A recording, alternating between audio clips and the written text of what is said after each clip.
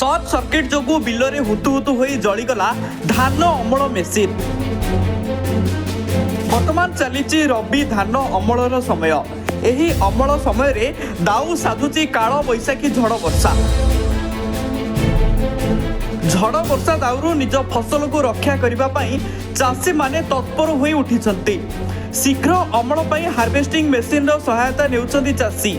बालेश्वर बस्ता अंचलर एक harvesting machine chandbali block रो खेरंग पंचायत अंतर्गत तलबंध ग्राम रे किछि दिन धरी धान अमल कार्य रे लागि अछि।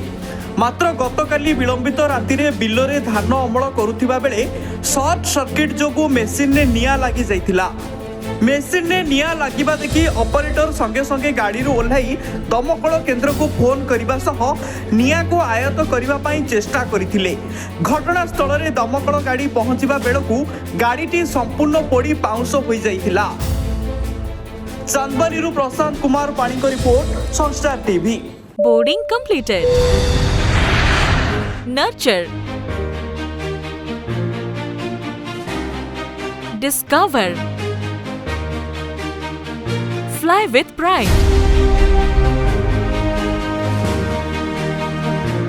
TSG Gurukul, the ultimate home for your child.